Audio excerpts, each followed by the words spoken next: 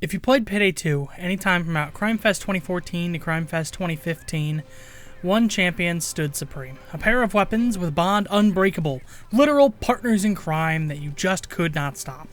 A primary fast and furious, a secondary loud and proud, paired together in a build capable of both CQB and downrange action, able to secure objectives, deal with special units, and tear down enemy forces by the dozen, by the gross, by the ream? Sure, there might have been the occasional JP-36 or M308 or Queen's Wrath, but no matter where you turned, you just were destined to meet at least one CAR-4 with a locomotive running backup. This is a weapon combination stewed in infamy, being the de facto old-school build even for people who barely remember this era of Payday. But if I can ask an honest question, when was the last time you saw it? I don't remember when I stopped seeing the CAR-4, let alone paired with the locomotive, but it seems to be between Crime Fest 2015 and Update 100. And at the very, very least, the changes to shotguns, LMGs, Sociopath, and most recently snipers and akimbo have killed any real interest in the AR-15 variant and its secondary weapon. Today, we will be attempting to resurrect the extinct weapon combination of the CAR-4 and Locomotive 12-gauge. Wrong series. Wait, no, Kevin will sue me. Kevin, please don't. So let's talk about the CAR-4 and the Locomotive and why they were so successful. I think a good way to start this conversation is to just look at the variety of mod offerings for both weapons. It more than tells the story of the gun's successes. Both the CAR-4 and the Locomotive have tremendous mod offerings. The CAR-4 has 4 beautiful barrels, 3 of which can take the barrel extensions every other firearm can take.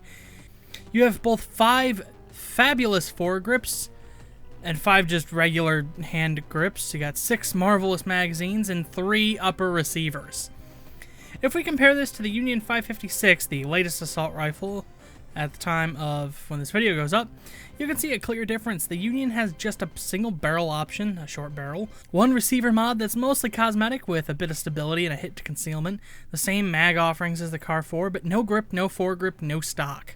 Now, granted, this is because the Union is based off the FN-2000, one of those sleek polymer firearms European Spec Ops guys love so much.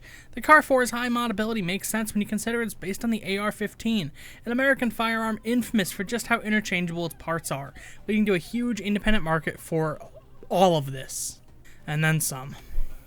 Meanwhile, the Locomotive, based not on the Super Shorty like its brother in Payday the Heist, but instead just a cut-down Remington 870, is both a police weapon used by, like, every country and tons of American state police officers, but it's also a civilian weapon for self-defense, hunting, and competitive sharpshooter sports. So its veritable buffet of weapon mods makes sense, including grips, stocks, and a magazine extension or 2 to turn the weapon into pretty much whatever you need. Additionally, the weapon's concealment can border 30 relatively easily, putting it up there with the Compact 5 for weapons that are apparently much more concealable than they look like they should be. So we've covered that the CAR-4 and the Locomotive are really, really customizable. Sure, but surely that's not all that sold people in this setup. Seeing how the Parasub machine gun is just as customizable but never took off, so maybe we should probably put these weapons together in a build or 2 and see how they hold up today. So, real quick, I made a variant on the age-old loud CAR-4 Loco build with Aced Combat Doctor and Inspire to help people as needed, Aced Shotgun CQB Impact and Overkill to help the shotgun kill and consequently aid the CAR-4 as well, Aced Die Hard, Basic Bullseye, and Iron Man for some armor, Aced Steady Grip and Lock and Load with Basic Surefire to help us fend off enemies while on the move, and Aced Bloodthirst and Swan Song just kinda because they're helpful skills. The CAR-4 is getting the long barrel, the tactical compensator, and accuracy boost, the EMO foregrip and LED combo, pro grip, thrust, lower receiver, the speed pull mag on -1 sight, a war-torn stock, and the lightweight upper receiver rounds things off for the gun with high accuracy and stability. This lets us keep the gun steady on foes downrange and not waste that much ammo. We can spray, but with a setup like this, we really shouldn't need to pray. The Locomotive in this build is getting triple out buck, the horizontal leveler and LED combo, the rubber grip, extended tube that can definitely not hold 2 more shells, the police shorty stock, and the shell rack that absolutely does not give this gun 2 more shells to the, like, that's not even attached to the, wait, what? Also, if you're looking for a weapon skin that's cool no matter the condition you get it in, I recommend the Apocalypse for this thing. It gets rustier the worse off the skin is, and it's done in such a way that looks really nice. High marks to Texman for this really smart weapon skin. My melee will be a classic from this era, the Nova Shank, and I'm packing the OG frag grenade, duck bags, the light ballistic vest, and muscle is my perk deck, though you could probably run armor just as well. So, how does it work? It works okay, but we've definitely got better options these days. The CAR-4 is quite alright, it's a nice well-rounded rifle, but the Union's more stable, the Clarion can shoot faster, and the AK-5 is just all around a better weapon, despite having fewer options for concealed carry. And the Locomotive is alright, it's just that the Grim makes for a great DPS weapon, the Judge can deal about double the damage, and the Goliath, as much as people disrespect it, can hit 21 shells in a mag, which makes super quick work of enemies on the field, especially with it doing triple the damage of the Grim.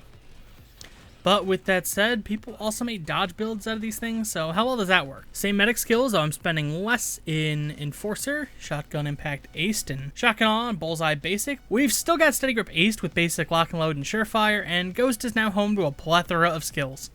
Duck and Cover Aced for some dodge, Inner Pockets Basic, Shockproof Aced, Optical Illusions, and the Professional Aced. Insert Specialized Killing joke here. And we got the Basic Detection skills. Fugitive also kind of looks more or less the same. We got some Revenant, we got Bloodthirst, and we're done.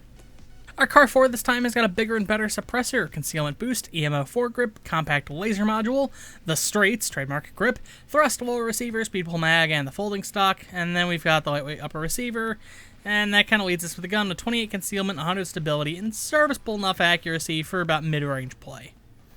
Our Locomotive is loaded up with flechette rounds to give us some range options. The Silent Killer Suppressor, Compact Laser, Straight Grip, Extended Tube, and the Wide Stock. We're still running the Nova Shank, Frag Grenade, and Dock Bag, but this time we have the suit because we're going rogue. And by that I mean we're using the perk deck Rogue. And the build, again, it's all right, nothing terribly special anymore, which that kind of circles back around to why the guns fell out of style in the first place.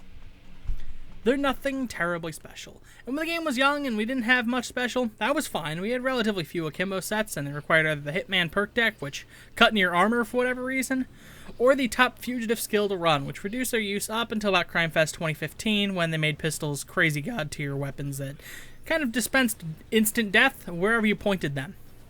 Most ARs at the time were derivative of the CAR-4 or the AMR-16, with only a single DMR option until the Butcher mod pack or the Golden Grin Casino. The Yzma hadn't really become the powerhouse it is today. LMGs sucked all across the board, complete with a movement speed penalty, because that makes games fun. And by far the most ridiculous weapon we had in our arsenal was the Thanatos, that's how we're pronouncing it now, anti-material rifle. Surely they would never top something as ridiculous as an anti-material rifle. The point I'm trying to make is that the game is a different beast than it was 3 years ago. The CAR-4's reliability has fallen by the wayside due to the sheer volume of specialized options we have as heisters today. If you need a lightweight, fast-firing assault rifle, the Union, the AK-5, Clarion, even the Valkyria can fill in for you. If you want a compact dodge toy, we have over 45 akimbo weapon options now that can fill the role, ranging from cut-down Broncos to micro Uzis or Scorpions. If you need to overwhelm an opponent with a single blast of buckshot, the GSPS or the Judge is capable of that. And if you need a lot of shells quickly, we've got the Grim and the Goliath. The CAR-4 and the Locomotive are not bad weapons. They've been treated really well during the game's lifespan, all things considered. And while enemy spawns have increased and both weapons cannot handle a holdout without needing an ammo bag or to step out into the party, in most regular combat situations, you can handle pretty much whatever you throw at them on Mayhem, maybe even Death Wish with, the right skills and the right perks.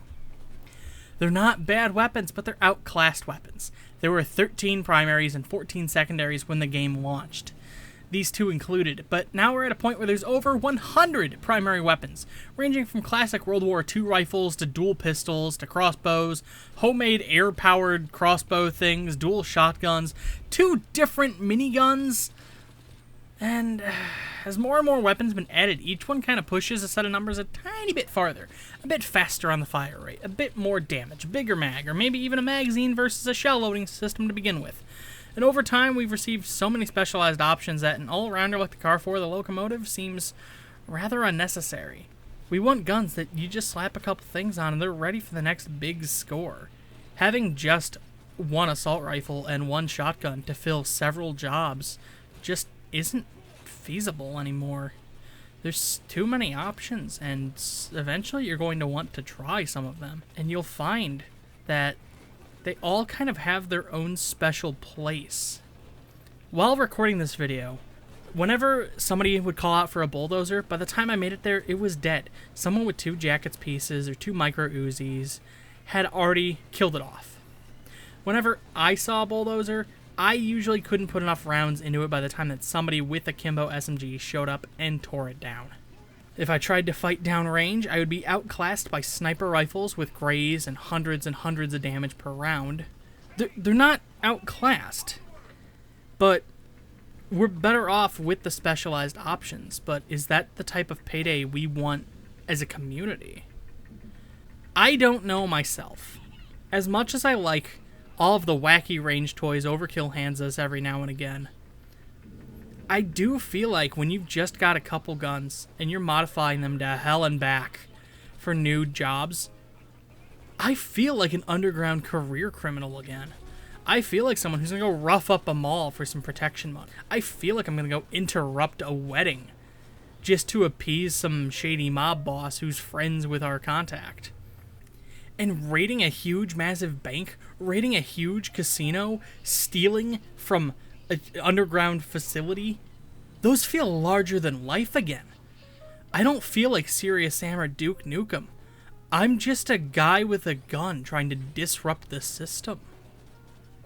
And there's a charm there.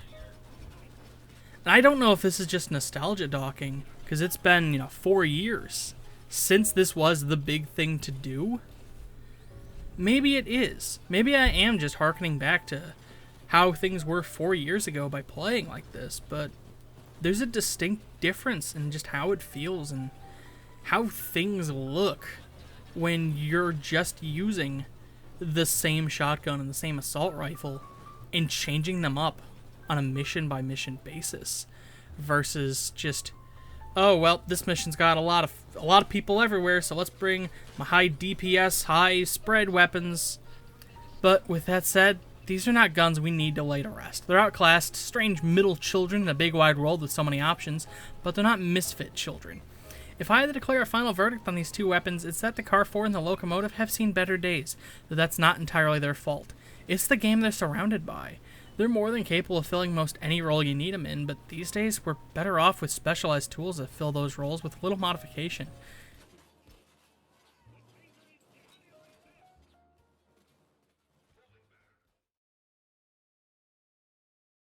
If you like this video and you'd like to see more, I'd recommend subscribing. Patreon and social media links are in the description.